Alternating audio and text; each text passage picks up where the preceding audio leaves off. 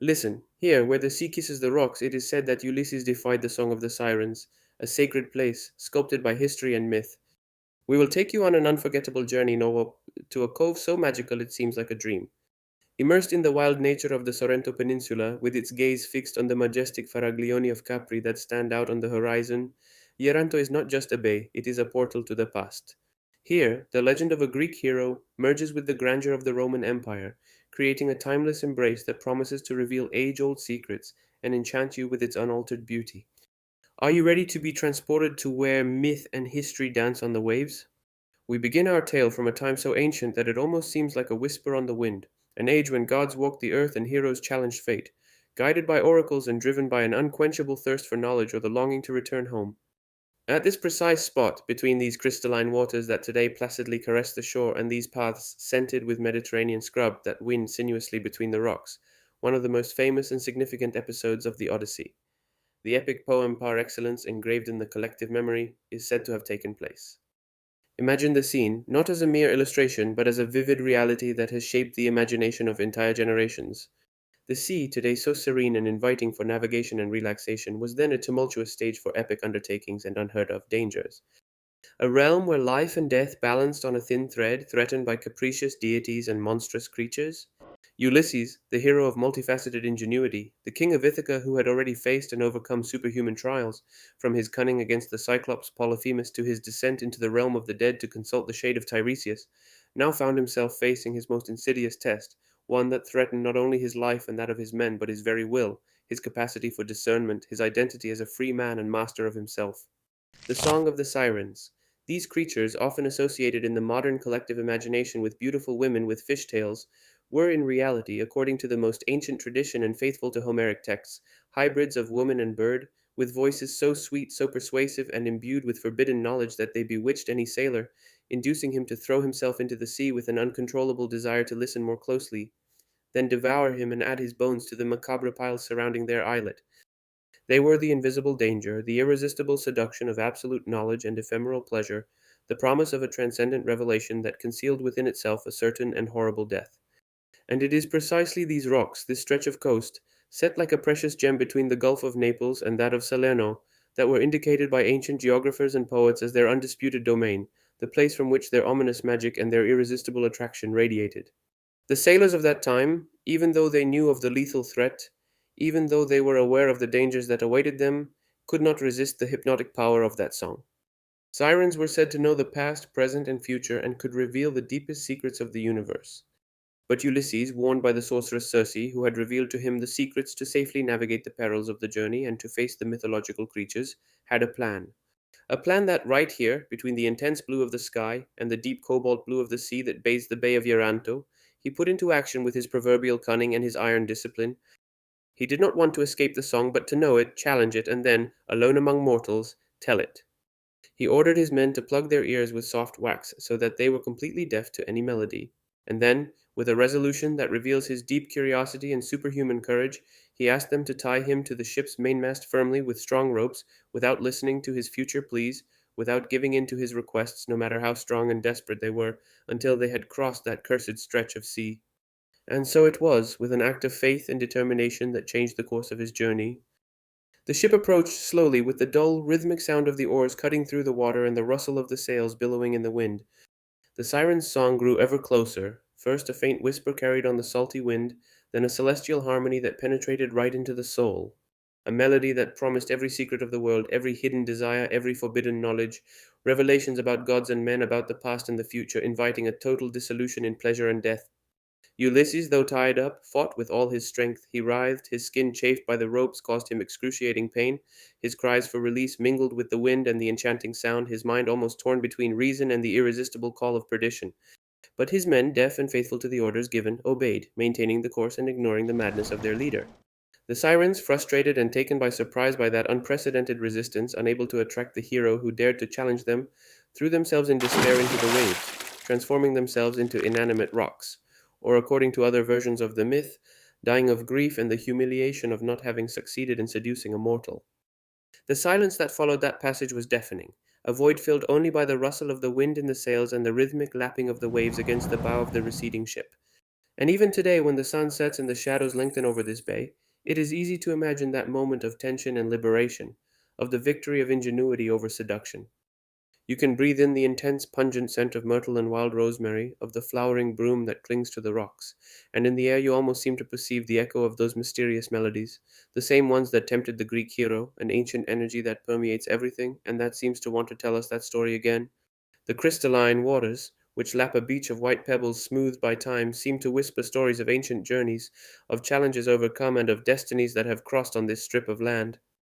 Ieranto at that time was not just a geographical location, but a crossroads of Willos intelligence, temptation, and sacrifice, the stage for a myth that has shaped the collective imagination for millennia, teaching us the power of reason against pure seduction. Its wild and uncontaminated beauty becomes the silent and immutable witness of a story that defies time and the ages. But the magic and historical relevance of Ieranto do not end with the myth of Ulysses alone. Centuries later, with the advance of their civilization and the pragmatism of their engineering, came the Romans, bringing with them their culture, their law, and their deep devotion. They, a people of law and conquest, were at the same time deeply fascinated by the sacredness of places, particularly those where nature manifested itself in all its power, beauty, and mystery. For the Romans, every cove, every promontory, every spring could be the home of a divinity, and nature itself was an open air temple, a place where the gods revealed themselves to men. Ieranto, with its strategic position at the entrance to an important stretch of sea and its intrinsically mystical atmosphere, could not escape their attention. They saw it not simply as a maritime crossing point or a safe harbor for ships, but as an area imbued with divinity and sacred power, a true natural sanctuary to be honored and integrated into their complex religious and political system. Fascinated by the legends that permeated these rocks and eager to honor the deities they believed protected these seas and lands, the Romans decided to leave their indelible mark, a sign of their presence, their devotion, and their superiority. They did not limit themselves to passively admiring the beauty, but wanted to build, as was their style, a tangible sign of their devotion, their power, and their architectural grandeur. The construction of a temple in such an inaccessible and naturally hostile location represented a significant challenge, given the rocky conformation, the differences in level, and the difficult accessibility of the bay, which made the transport of materials and the installation complicated. But for the Romans, the difficulty was only an incentive to demonstrate their skill, their ingenuity, and their engineering superiority, capable of taming nature and shaping the landscape according to their will. With their proverbial mastery of construction, they challenged the living rock, excavating, shaping, and transporting materials with extraordinary precision and tenacity, employing thousands of men and years of work to erect a majestic temple, a spiritual and architectural beacon that overlooked the deep blue gulf, dominating the entire landscape. Imagine the teams of workers, the architects, the slaves, who with sweat and toil day after day shaped the landscape to give form to this sacred structure, a true ode to divinity and human ingenuity. This temple was dedicated to Minerva, one of the most venerated and respected deities of the Roman pantheon, the equivalent of the Greek Athena. Minerva, goddess of wisdom, the arts, military strategy, crafts, and weaving, was the patroness of many human activities, the one who gave intelligence, guidance, and protection in the most daring and complex undertakings. His presence here in Ieranto was not at all casual, but responded to a very precise logic, intertwined with the myth of the place. It symbolized protection for sailors who sailed these often unpredictable waters, the wisdom needed to overcome the perils of the sea, perhaps a veiled tribute to the cunning of Ulysses himself, who with his ingenuity had overcome the temptation of the Sirens, and the beauty of the arts that nature itself inspired, an invitation to contemplation and creation. The temple therefore became a powerful symbol, not only of Roman architectural and engineering greatness, but also of their profound connection with the land and above all with the sea, a vital element for their empire, a source of trade, a route to conquest, and a connection to distant lands. It was a place where the sacred met the profane, where the prayers of sailors, merchants, and soldiers rose to the goddess, hoping for a safe journey and a prosperous return, a place of blessing and good luck. Today, walking slowly along the paths of Ieranto, among the thick Mediterranean scrub that envelops everything with its scent and its shades of green and silver, it is still possible to come across the remains of that greatness. They are not evident at first glance, they do not present themselves with the monumentality of other Roman sites, but to the attentive eye they reveal themselves discreetly, almost hidden by the nature that has reabsorbed them. Among the lush vegetation that tenaciously climbs the slopes overlooking the sea, the remains of the foundations emerge, the traces of a well squared wall that testifies to the ancient construction expertise, fragments of broken columns, shards of ancient ceramics that emerge from the ground. They are silent witnesses to a glorious past, ruins that tell stories of devotion, power, and a civilization that shaped the entire world. They are not imposing and immediately recognizable monuments like the Colosseum or the Pantheon, but their presence here, in this remote, almost forgotten and wild corner, makes their message even more powerful and moving, almost as if they were a secret whispered by the earth itself. Each stone, eroded by time, smoothed by the wind and the salt air, is a fragment of history, a whisper of the ancient Romans who, just like us today, were enchanted by the intrinsic beauty and palpable sacredness of Ieranto, choosing to honor it with their art. These vestiges remind us that before Ieranto became the protected and uncontaminated oasis we admire today, it was already a place of worship, a spiritual and strategic point of reference for the civilizations that followed one another on this earth, a crossroads of faiths, destinies, and encounters. It is in this fascinating crossroads of myth and history, of rock sculpted by time and sea that reflects the infinite, that Ieranto reveals its deepest and most untouchable atmosphere. An atmosphere that goes far beyond the simple scenic beauty of a glossy postcard, an almost palpable aura that captures the soul and transports it to a timeless dimension, where past and present blend into a single eternal instant. Here, the delicate rustling of the leaves of the centuries old olive trees, bent by the wind but resistant, mixes with the constant rhythmic sound of the waves crashing gently on the pebbly shore, like the heartbeat of the earth. This noise, so familiar and reassuring, yet so primordial and uninterrupted, seems to hide something more ancient, more mysterious, almost arcane. It is not difficult to perceive in it the echo, almost imperceptible like a distant breath, of the voices that once rose from these waters, the enchanting melodies of the sirens who tempted Ulysses with promises of unheard of knowledge and pleasure. Or perhaps they are the hushed, solemn prayers of Roman sailors who asked Minerva for protection before setting sail or upon their return, their voices entrusted to the wind and the sea, scattered but not forgotten, and still present in the salty air. The sound of the waves, thus, is not only a natural phenomenon, but becomes a symphony of the past, a living and vibrant memory of what has been, a heartbeat that links the present to the deepest antiquity. And then there's the light, the undisputed protagonist and sculptor of this scene. The sun of these Mediterranean latitudes, warm and enveloping, almost tangible on the skin, paints the landscape with a palette of colors so vivid and iridescent that it seems like a constantly evolving work of art, never the same. At dawn, when the first golden rays delicately caress the hilltops and the sea awakens in a pink and orange glow, the bay seems newly born, intact, pure, like the first day of the world, in an explosion of life and color.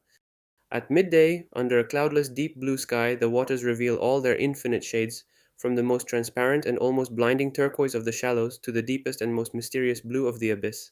inviting you to a refreshing dip that is almost a baptism, a purifying rite. And at sunset, when the sun's disk slowly descends toward the horizon, painting the sky fiery red, intense purple, and liquid gold, every rock, every prickly pear plant, every rippling wave seems to ignite, creating a breathtaking spectacle that enchants, moves, and leaves you breathless, an indelible memory in the hearts of those who observe it. It is a beauty that has no need for human artifice, a painting created by nature itself which renews itself every day with disarming magnificence. The senses are in constant celebration. The resinous scent of maritime pine combines with the aromatic scent of sage and wild thyme. The salty air tingles the skin and refreshes the breath, and the view gets lost in the horizon where the sky and the sea merge in an infinite line, the promise of other worlds and other stories. Here, time, with its inexorable course and its modern tyranny, seems to lose its strength and its importance. Ieranto is a place where the rush and incessant stress of modern life vanish, dissolve like frost in the sun, leaving room for a profound peace, an inner calm that radiates from the environment and pervades the visitor's soul. Every step on the rugged paths that lead to the bay, every breath of the salty air purified by the sea, every glance at the infinite horizon that extends towards the open sea and nearby Capri, contributes to creating a sense of eternity, of belonging to something immutable, primordial. It's not just an archaeological site to be catalogued or a nature reserve to be protected. It's a meeting point between eras, a place where history isn't relegated to dusty books or silent museums, but lives and breathes, pulsating beneath every stone, resonating in every echo of the sea, enveloping every visitor in a veil of legend. Myth, history, and nature are not separate elements but blend together in an indissoluble and harmonious embrace. A perfect union that makes Ieranto not just a place to visit with curiosity, but an experience to be lived with all the senses, with the heart and with the mind, to be transformed by it. It is here that the past becomes present, and the present is charged with ancient meanings, transforming a simple walk into a journey through time and the soul. And here we are at the end of our virtual journey to this unparalleled place, the Bay of Ieranto. This unspoiled earthly paradise, jealously guarded by nature and the FAI Foundation, is not just a tourist destination to tick off a list, but a true corner of the world where the wild and untamed beauty of nature blends perfectly with the depth of millennia of history and the resonance of myths. It is a hidden treasure, preserved with care and dedication, which offers us much more than just breathtaking views and crystal clear waters. It offers us an unforgettable experience, a regenerating dive into the past that awakens our deepest imagination and nourishes our soul with the lymph of legend and knowledge. Ieranto reminds us, in an age of constant change and frenzy, of the vital importance of connecting with the most ancient roots of our civilization, with the epic stories and faiths that have shaped us, with the majestic and fragile nature that surrounds us and of which we are an integral part. It is a sacred place, in the broadest and most primordial sense of the term, where the sacred manifests itself not only in the ruins of an ancient temple, but in the imposing grandeur of the landscape, in the purity of the air, in the weight and echo of the legends that still dwell there and wait to be heard. Here, the magic of the sea continues to enchant and attract, as it did for millennia with Ulysses and the Romans, and the ancient voices still seem to want to tell their stories, their secrets, their warnings to those who know how to stop and listen with an open heart and mind.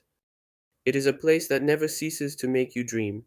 an eternal story that unfolds uninterruptedly between the rolling waves and the immovable rocks, between the intoxicating scent of myrtle and the golden light of the sun that never shows signs of fading, promising a new spectacle every day. Every visit to Ieranto is not a simple excursion, but a new and personal chapter in this never ending narrative, a unique opportunity to feel part of something bigger, older, deeper than ourselves. It is a place that remains indelibly imprinted in the memory, a silent but pressing invitation to return, to rediscover new nuances each time, to relive its eternal and powerful magic. History, myth, and the sea merge here in an immortal embrace, an embrace that is just waiting to welcome you to whisper its most hidden secrets to you and make you feel part of its wonder. If Ioranto's singing has captivated you, explore another hidden corner of Italy with us by clicking on the video you see now.